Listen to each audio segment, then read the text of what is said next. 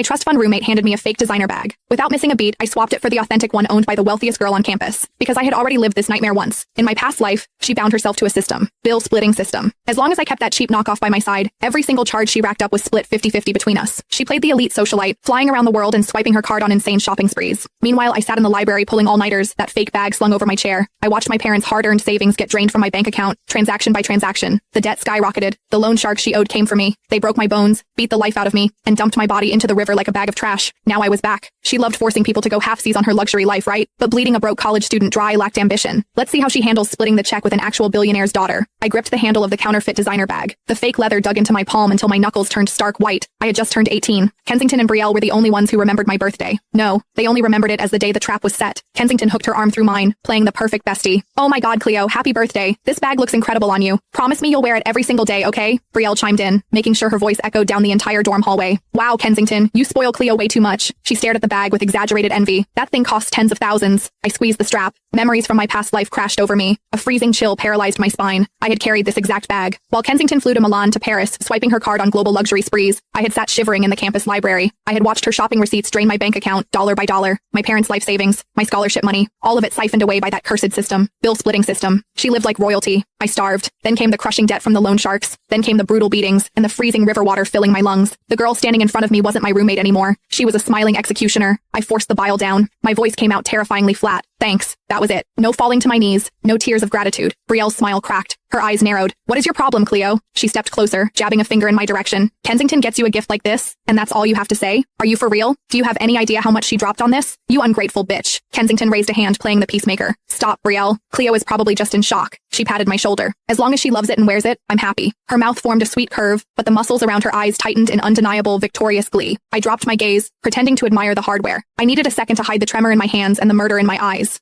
My phone screen lit up against my palm. A news alert popped onto the lock screen. Florence, daughter of the state's wealthiest tech billionaire, to attend the university's charity art gala this weekend as a VIP guest. My pulse hammered against my eardrums. Florence, the heiress. In the attached paparazzi photo, she wore a couture gown. Slung over her shoulder was a bag, a six-figure, limited edition piece, the ultimate flex of untouchable privilege. It was the exact same brand, the exact same model, the authentic version of the cheap fake I was currently holding. A reckless, borderline psychotic plan clicked into place. Bleeding a broke scholarship student dry was child's play. Let's see how she handled splitting the check with the actual daughter of a billionaire. I tipped my head up, curving my lips into a faint, paper-thin smile. Kensington beamed back, soaking up what she thought was my pathetic gratitude. My fingernails dug half-moons into my palms. Not this time. The next day, I walked back into the dorm room with the knockoff slung over my shoulder. Kensington and Brielle were doing their makeup, whispering huddled together. They traded a smug, loaded glance the second I walked in. I ignored them, making a beeline straight for Dakota's desk. Dakota was a total clout chaser. She constantly drooled over Kensington's designer stash, desperate to claw her way into their little inner circle.